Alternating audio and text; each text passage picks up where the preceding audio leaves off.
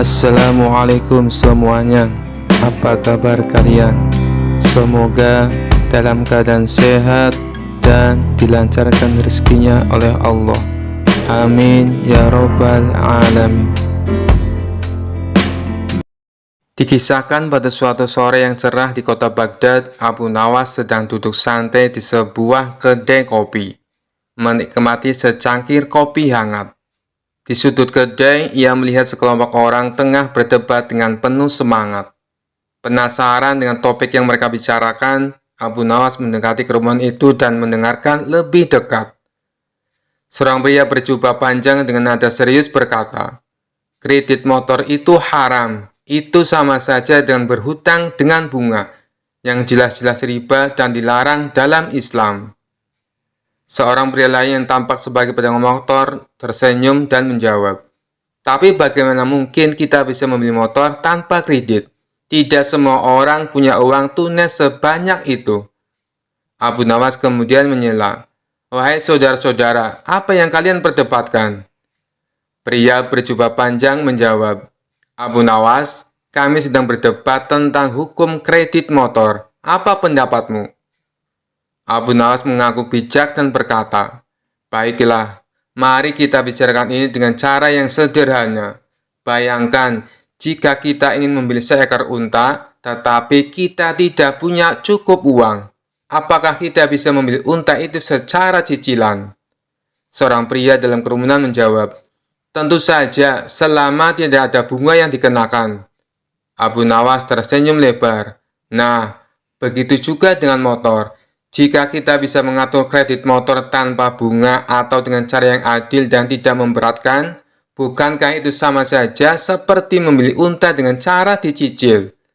Pria berjubah panjang berargumen, "Tapi kredit motor selalu ada bunganya. Itu yang membuatnya jadi riba." Abu Nawas mengangguk, "Benar saudaraku, namun kita bisa mencari solusi yang lebih kreatif. Misalnya, bagaimana jika dealer motor menaikkan sedikit harga motornya dan menyebutnya sebagai biaya administrasi? Bukankah itu lebih baik daripada menyebutnya sebagai bunga?" Pria pedagang motor tertawa kecil dan berkata, "Abu Nawas, ide itu bisa saja dilakukan. Tapi bagaimana memastikan semua orang paham dan setuju dengan cara itu?" Abu Nawas tertawa dan berkata, "Itu tugas kita bersama untuk menjelaskan dan memastikan bahwa semua pihak paham dan setuju. Yang penting adalah niat dan cara kita menjalankannya.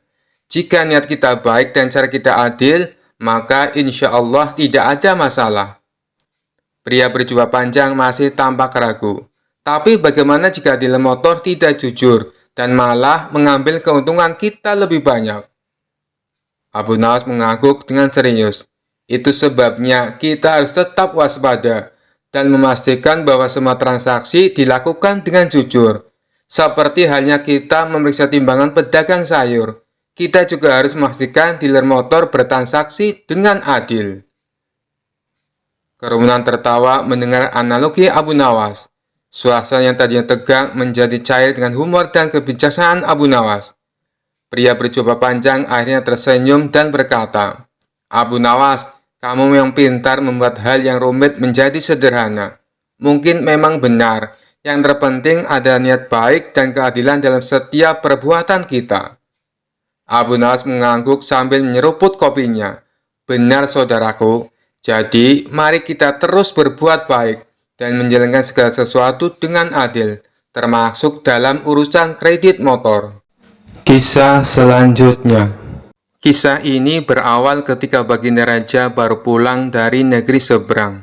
Ia pun menceritakan pengalamannya selama tinggal di sana, termasuk mengenai seorang pengawal pribadi Raja negeri seberang yang terkenal sakti. Si pengawal tersebut bisa muncul tiba-tiba tanpa diketahui dari mana ia datang. Mendengar cerita Baginda Raja, sang menteri pun merasa takjub. "Maksud Paduka, pengawal itu bisa muncul tiba-tiba?" tanya sang menteri merasa heran. "Benar wahai menteriku, saat itu saya sedang duduk dengan raja negeri seberang. Tapi di samping kanan kirinya tak ada seorang pun pengawal. Lalu saya coba tanya kepadanya, kenapa pengawalmu tidak mendampingi?" Dia malah tersenyum. Kemudian dia teriak memanggil pengawalnya. Tiba-tiba di hadapan kami sudah berdiri seorang pengawal yang entah datangnya dari mana, kata Baginda Raja menjelaskan. Bisa jadi pengawal tersebut sebenarnya adalah jin Paduka, timpal sang menteri. Mungkin juga bisa jadi dia adalah jin, balas Baginda Raja.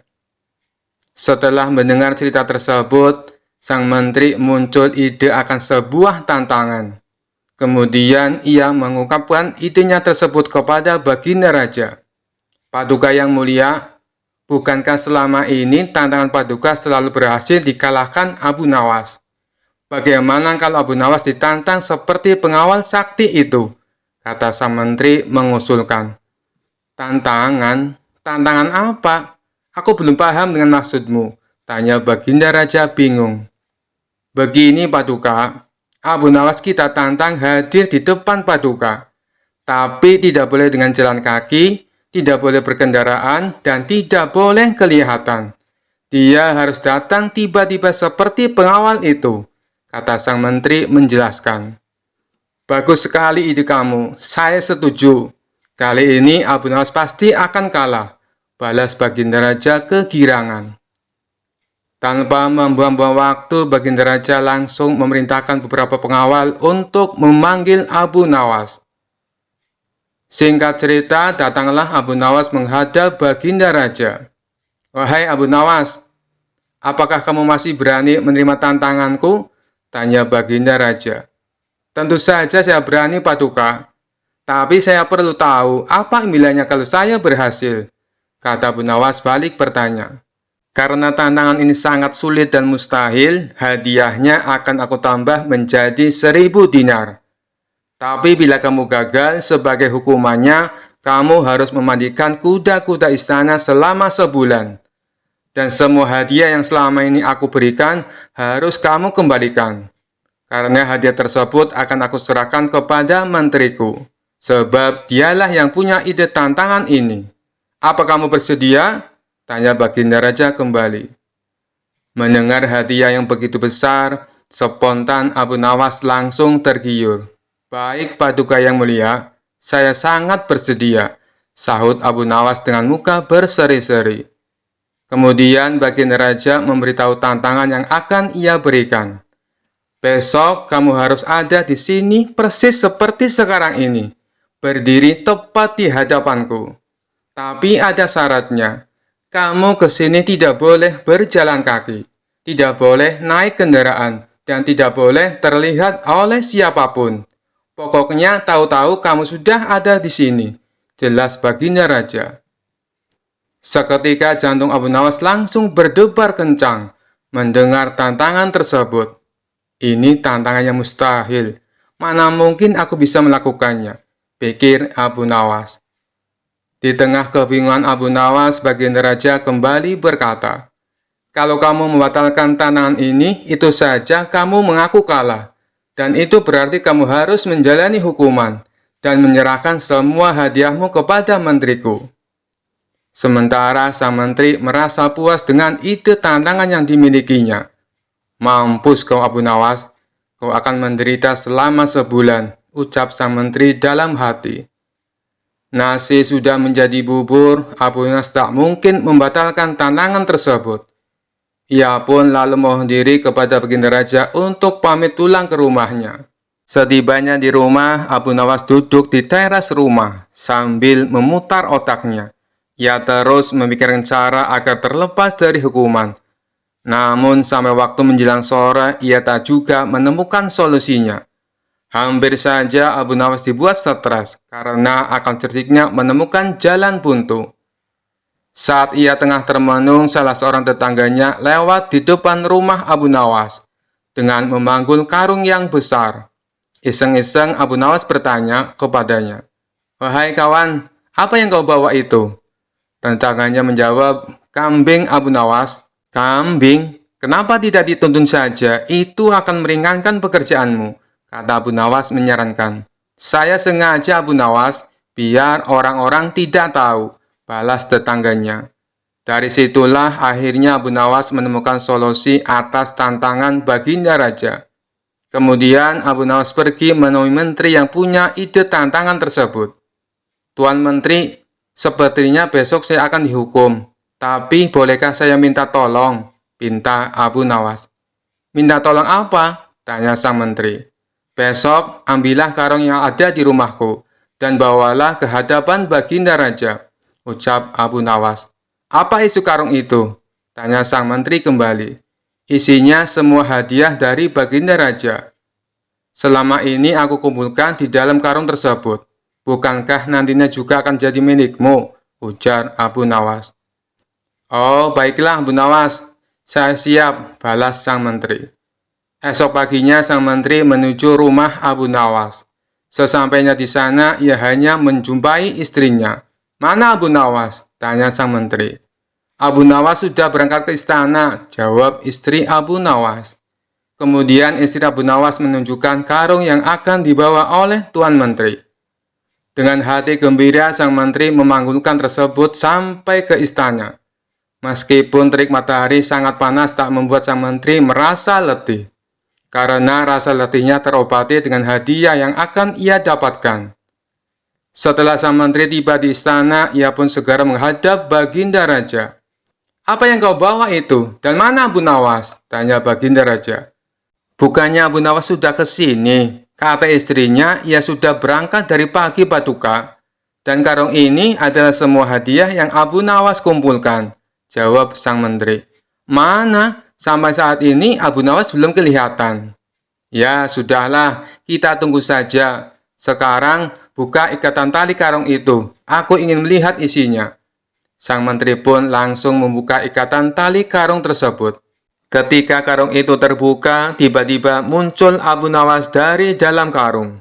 Hamba sudah di sini, Paduka, seperti yang Paduka inginkan. Tidak berjalan kaki, tidak berkendaraan, dan tidak diketahui oleh siapapun. Ucap Abu Nawas. Sontak Baginda Raja dan sang menteri terkejut dibuatnya. Baginda Raja pun langsung tertawa terpinggal-pinggal dengan tingkah Abu Nawas ini. Kamu memang cerdik Abu Nawas, puji Baginda Raja sambil terus tertawa. Sementara sang menteri yang punya ide tantangan ini malah mendapatkan sial. Ia bukan hanya gagal mendapatkan hadiah, tapi tanpa ia sadari, ia malah membantu Abu Nawas dalam menjalankan tantangannya. Kisah selanjutnya. Dikisahkan Abu Nawas pergi ke negeri seberang yang terdapat sebuah kerajaan aman, adil, makmur, dan sentosa, karena dipimpin oleh raja yang bijaksana. Sang raja sudah memimpin sejak usia muda hingga sekarang. Di masa tua belum pernah digantikan oleh siapapun.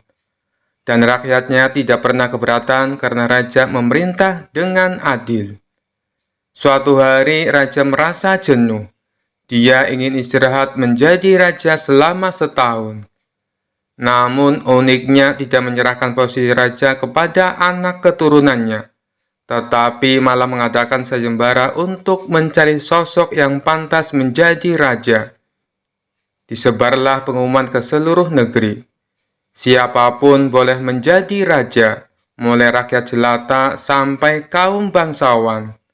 Tetapi ada dua syarat yang harus dijalani. Syarat pertama, dia akan dijadikan raja selama setahun. Syarat kedua, setelah menjadi raja selama setahun, maka harus diasingkan di sebuah hutan belantara yang dihuni ribuan hewan buas. Syarat pertama tentu saja bukan masalah besar, justru merupakan suatu keberuntungan. Namun syarat kedua membuat orang-orang yang berhasrat menjadi raja akan berpikir dua kali. Karena semua orang tahu seperti apa hutan belantara yang penuh dengan binatang buas. Karena itulah sayembara tersebut belum ada yang berani mengajukan diri menjadi seorang raja. Akhirnya datang seorang pemuda yang menyatakan kesanggupannya menjadi raja dan menerima dua syarat tersebut. Pemuda ini sebenarnya adalah pemuda biasa yang ingin merasakan bagaimana nikmatnya menjadi raja, karena selama ini ia hidup pas-pasan. Diangkatlah dia menjadi raja, dan mulai saat itu mendapat pelayanan layaknya seorang raja. Harta berlimpah, wanita cantik, makan dan minuman enak, serta fasilitas istimewa lainnya. Tapi sayang, ternyata ketakutannya akan kematian membuatnya tidak bisa menikmati semua itu. 3 bulan pertama, dia mulai gelisah, karena umurnya tinggal 9 bulan lagi. 3 bulan kedua, ia makin tidak tenang makan, tidur pun tidak nyenyak. 3 bulan ketiga, dia mulai menyesali keputusannya menjadi raja. 3 bulan terakhir, si pemuda makin stres berat, karena hidupnya tinggal beberapa bulan lagi, dan kesenangan yang dicari selama ini tidak bisa dirasakan. Ketika masa jabatannya sebagai raja sudah berakhir, lalu dibuanglah dia ke hutan belantara. Tidak butuh waktu lama, terdengar kabar ke seluruh negeri jika pemuda itu tewas dimakan binatang buas. Adanya peristiwa tersebut membuat orang-orang kian enggan melamar menjadi raja.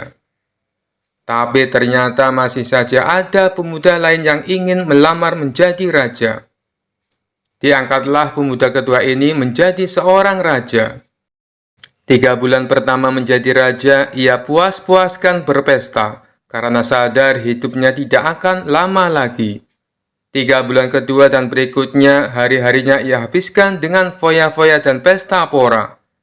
Bulan berganti bulan, pestanya makin gila-gilaan. Ia sudah tidak peduli lagi pada apapun. Dia hanya ingin bersenang-senang sebelum mati setelah jabatannya sebagai raja berakhir. Lalu dibuanglah dia ke hutan belantara. Tidak berapa lama terdengar kabar bahwa si pemuda kedua tewas diterkam singa. Tubuhnya dicabik-cabik dan jadi rebutan para singa. Peristiwa ini membuat banyak orang melupakan mimpi menjadi seorang raja.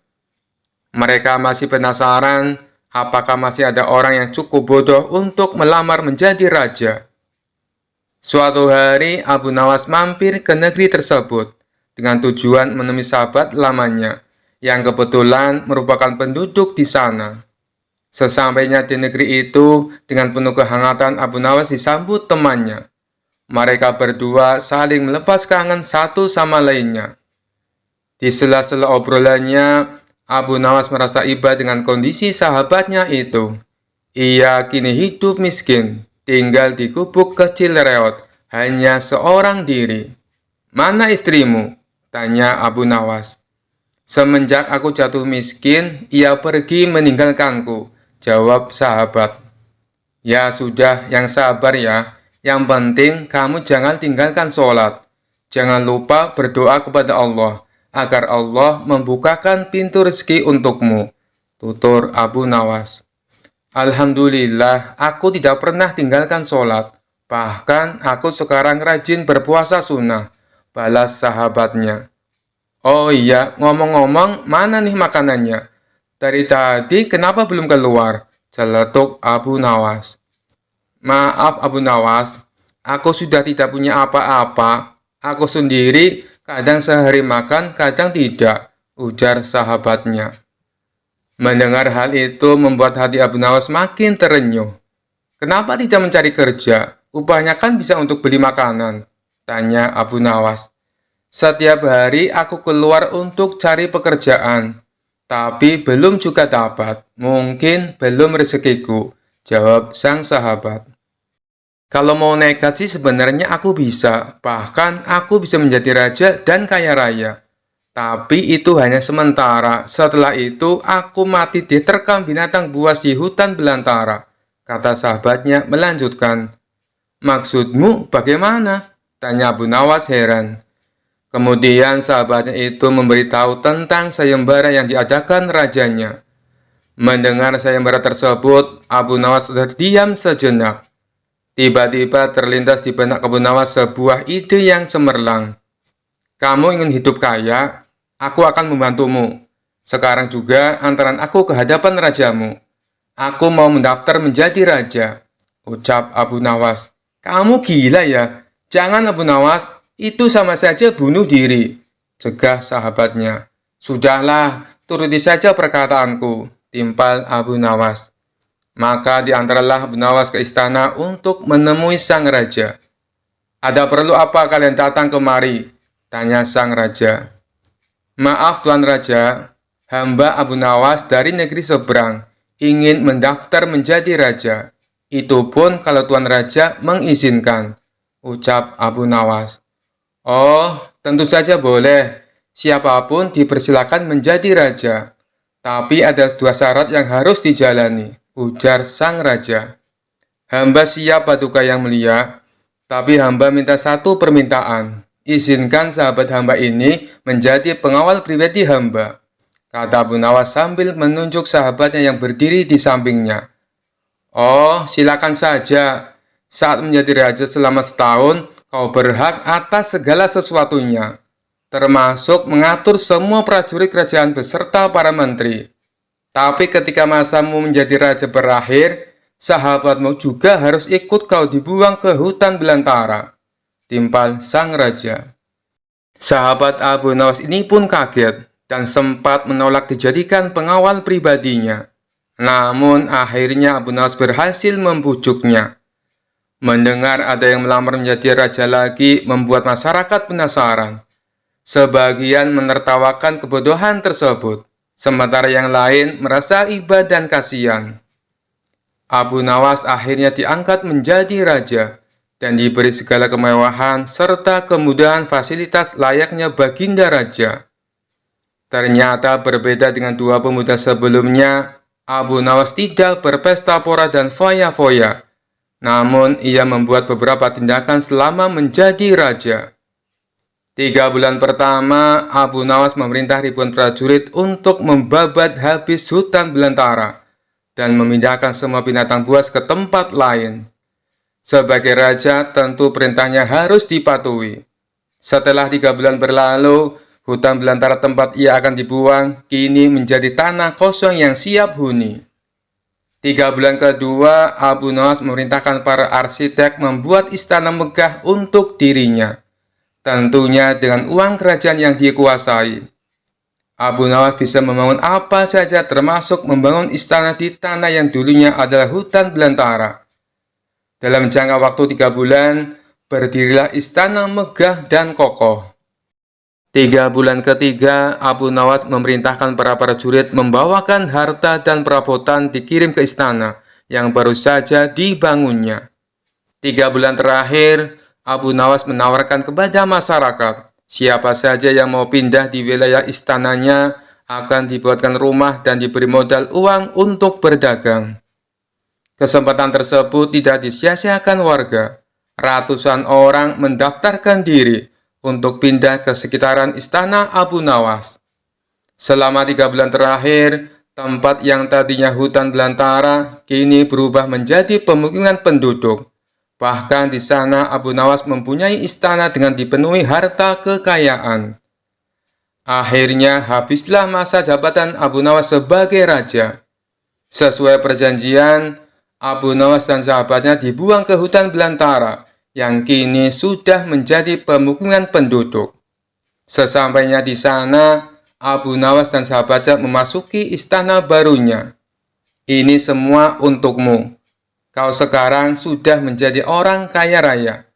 Tapi jangan lupa bersedekah," utur Abu Nawas.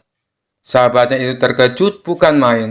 Ia langsung merangkul Abu Nawas dan mengucapkan terima kasih. Akhirnya Abu Nawas pun pamit pulang kembali ke negerinya. Kisah selanjutnya.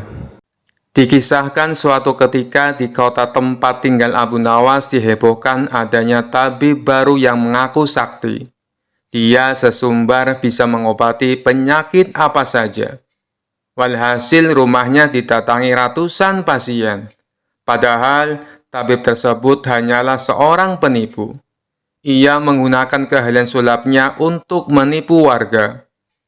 Hal inilah yang membuat warga makin percaya pada kesaktian palsu sang tabib tersebut. Ada juga pasien yang tidak kunjung sembuh. Namun karena rayon manis sang tabib palsu, ia selalu menuruti perkataannya agar kembali berobat. Sampai pada suatu ketika Abu Nawas jatuh sakit yang tidak kunjung sembuh. Atas saran sang istri, Abu Nawas disuruh berobat ke tabib tersebut. Kala itu Abu Nawas belum tahu kalau sang tabib tersebut adalah seorang penipu. Ia pun menuruti saran sang istri. Namun sudah 3 kali berobat, sakit Abu Nawas tidak kunjung sembuh. Padahal sekali berobat bayarnya 100 dinar. Dan Abu Nawas sudah menghabiskan 300 dinar, tanpa ada sedikit pun tanda-tanda kesembuhan pada dirinya. Akibatnya Abu Nawas mulai curiga jangan-jangan tabib itu seorang penipu. Seiring berjalannya waktu, Abu Nawas pun sudah sehat seperti sedia kala.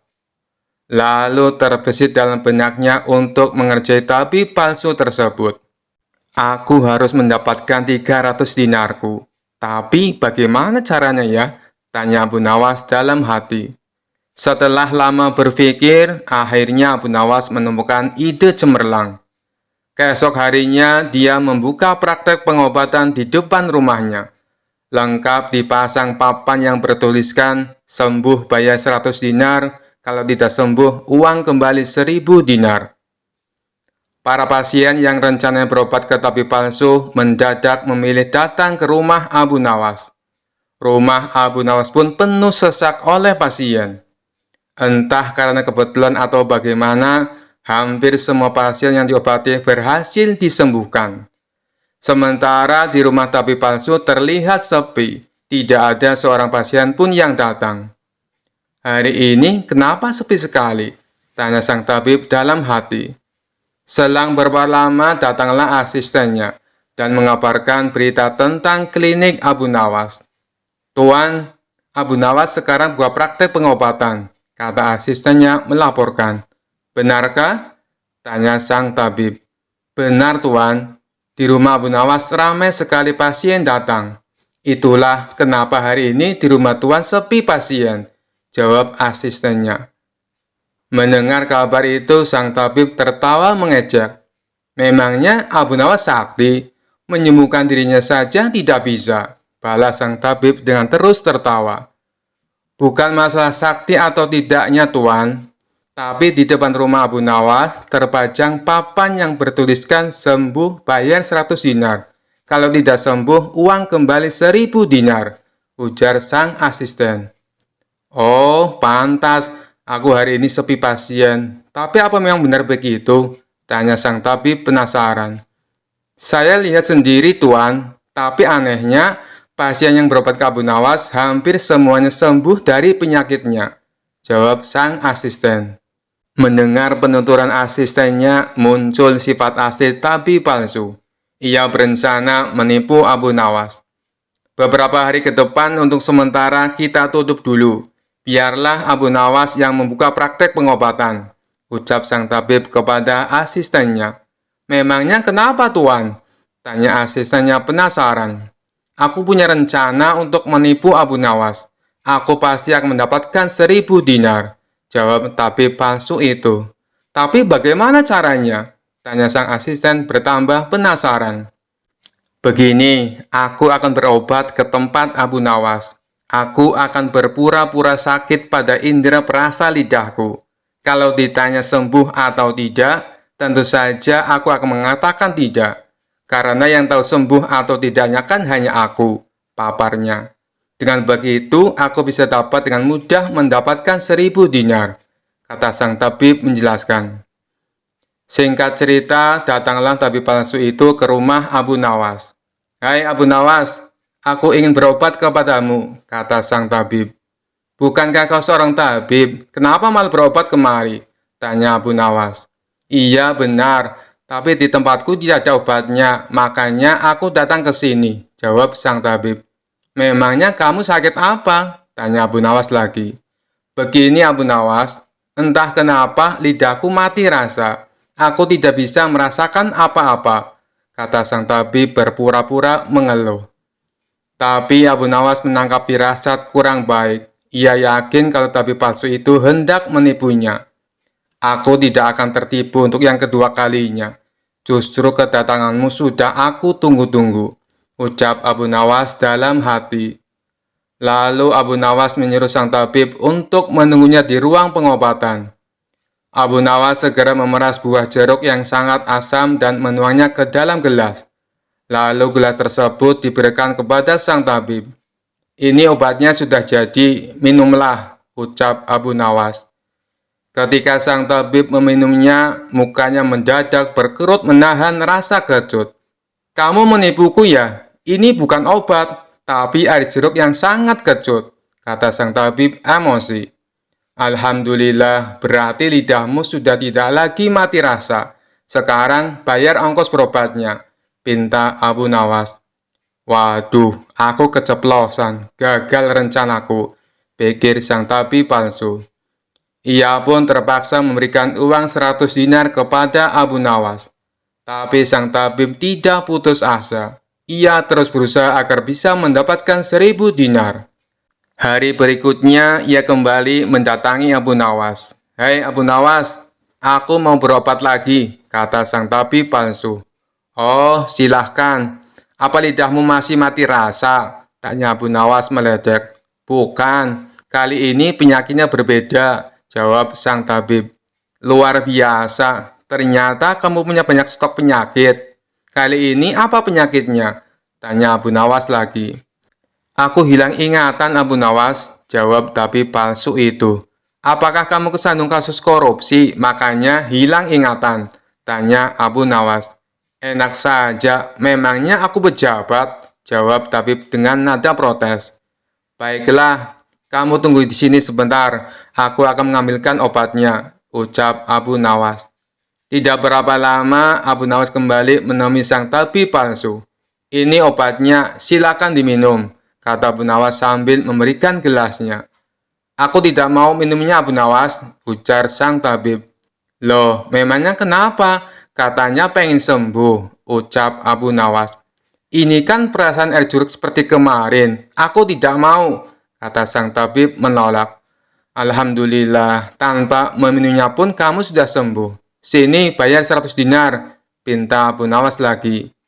"Sudah sembuh? Sembuh apanya? Kamu jangan mengada-ada Abu Nawas," protes sang tabib. "Buktinya, kamu masih ingat dengan obat yang kemarin aku berikan itu. Berarti sakit hilang ingatanmu sudah sembuh," jelas Abu Nawas. Untuk kedua kalinya, rencana sang tabib palsu mengalami kegagalan. Mau tidak mau, ia harus memberikan uang kepada Abu Nawas. "Kurang ajar, ternyata Abu Nawas tidak sebodoh yang aku kira," pikir sang tabib. Tidak terima dengan dua kegagalan yang dialami, tabib palsu itu berpikir keras untuk mengalahkan Abu Nawas. Setelah merenung agak lama, akhirnya ia mendapatkan sebuah ide. "Aku pasti berhasil," ungkap tabib merasa yakin. Kali ini ia berpura-pura buta. Si tabib berjalan ke rumah Abu Nawas dengan bantuan tongkat di tangannya. Setelah tiba, Abu Nawas sempat kaget dengan penuh rasa iba. Abu Nawas bertanya kepada sang tabib, "Apa yang menimpamu dan mengapa kamu bisa seperti ini?" Si tabib palsu menjawab, "Tolonglah aku Abu Nawas. Mataku tiba-tiba buta, sembuhkanlah aku," terangnya. Tabib itu kemudian dipersilakan masuk dan duduk di ruang pengobatan. Setelah mengamatinya dengan seksama, Abu Nawas akhirnya menyadari bahwa itu adalah tipuan. Namun Abu Nawas tidak pernah kehilangan akal. Ia punya cara lain untuk menghadapinya. "Sepertinya penyakit kebutaanmu sudah sangat parah. Maafkan aku, untuk kali ini tidak mampu mengobatinya," ucap Abu Nawas pura-pura sedih. Mendengar jawaban tersebut, sang tabib langsung kegirangan. Akhirnya bisa mengelabui Abu Nawas. "Terus bagaimana ini Abu Nawas? Padahal aku berharap banyak kepadamu," kata sang tabib berpura-pura. "Iya, mau bagaimana lagi? Aku tidak mungkin bisa menyembuhkanmu," jawab Abu Nawas.